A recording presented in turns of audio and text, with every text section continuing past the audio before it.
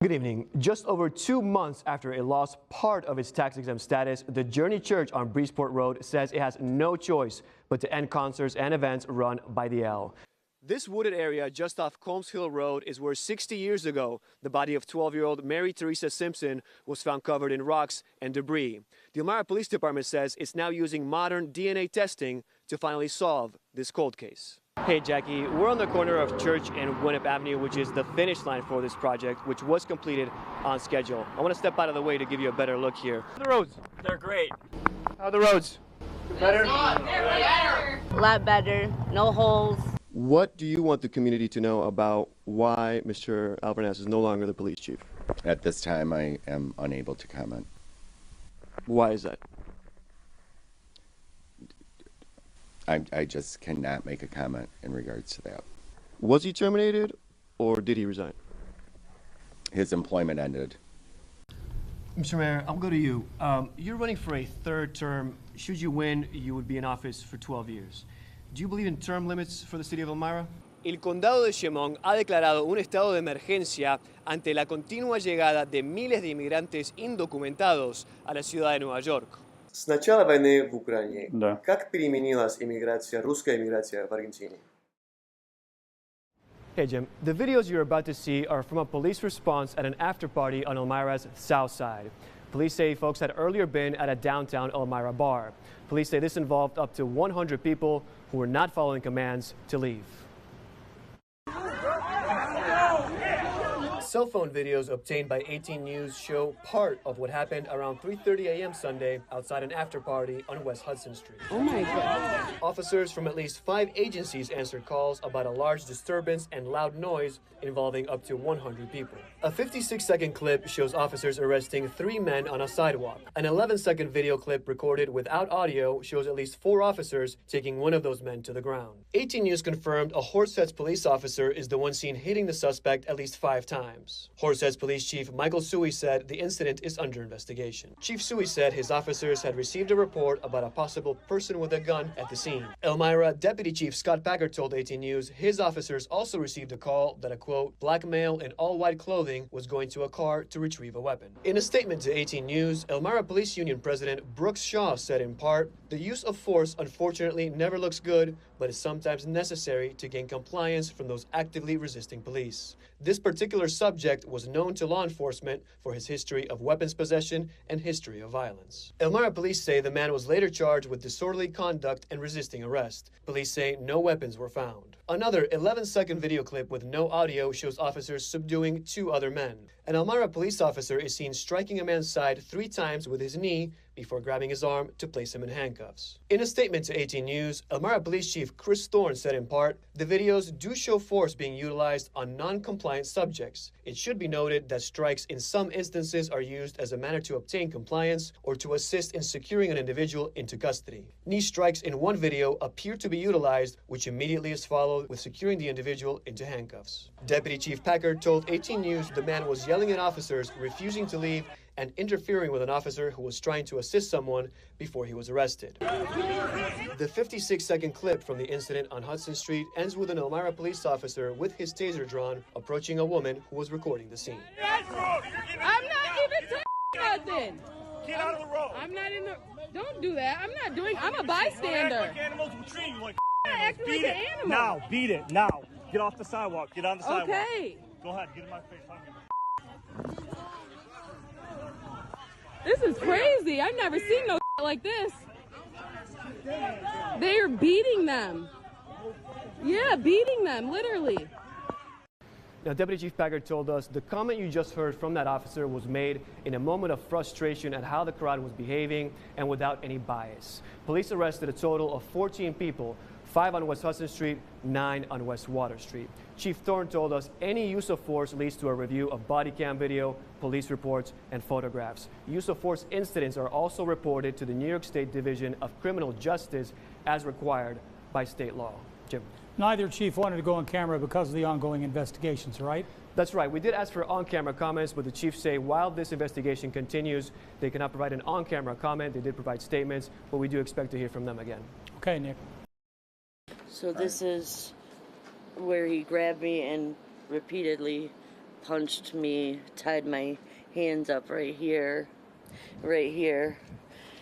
And he ripped my fingernail off with a pair of pliers, trying to part of the torture for the 8 hours. Amber didn't tell us her last name, but she did want to show her injuries and tell her story after surviving a nightmare that she says started just after midnight. It was my ex, Damian Gooden. We were in an on and off again relationship, but then things got violent. A criminal complaint in Bradford County, Pennsylvania says 47-year-old Damian Gooden broke into her home in Elmira around 12:30 a.m. on Sunday, April 21st. 9 days before the assault, a judge had issued a restraining order on Gooden, but she says that didn't stop him from ambushing her in her own bed. My son and I were sleeping, and I heard the back door kick in, crash in, and before I realized it, he was already on top of me, punching me numerous times in the face and my throat, and I lost consciousness. I didn't know.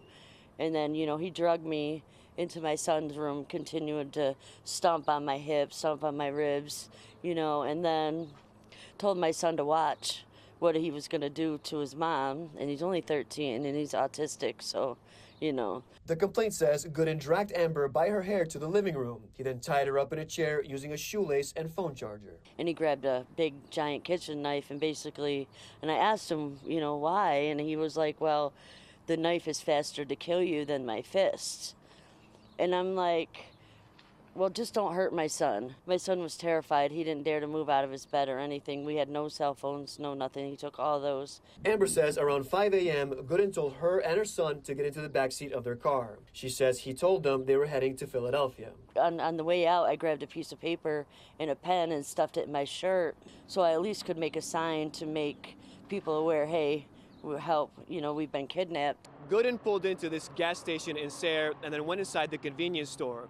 What he didn't know was that Amber was about to make her move to call for help. This gentleman pulls up in a truck. I tap on the window, I show him the sign. He kind of acknowledges, goes around my car, the license plate, goes in, tells the clerk. Amber says Gooden came back out and started to fill up, but the gas pump suddenly stopped. When Gooden went back inside to see the clerk, Amber says she saw a chance to call for help. The cell phone just so happened to fall between the door and the seat of the car. So when he got out, I was able to grab the cell phone, immediately called 911. So you saw a window of opportunity there and you took it? Right, I did. It was like my motherly instincts kicked in to protect myself and my son, at least my son. So she hid the phone before Gooden came back. She says in about 3 minutes, Athens Township Police Officer Tyler Young pulled into the gas station. So we were pulling out, and he turns the lights on to stop him. He wasn't stopping at this point, so I put my seatbelt on thinking, oh no, a high-speed chase. And I had said to Damian, please just stop the car. You didn't want to hurt us. Let me and my son out. The complaint says Gooden drove about a mile before pulling over. Police say he put the knife on the passenger seat and got out with his hands in the air. Why, after everything you've been through, do you want to speak publicly on what happened? Well, with domestic violence, it's a lot of times swept under the carpet because women are so afraid of prosecution or lack thereof. And then with the bail reform, he got out and he was able to assault us and kidnap us because the bail reform in New York State allowed him to just freely walk out. So it's basically awareness. A major renovation project for the clock tower at Elmira City Hall has revealed a forgotten piece of history. It's offering a glimpse back into the role this area played during a critical time.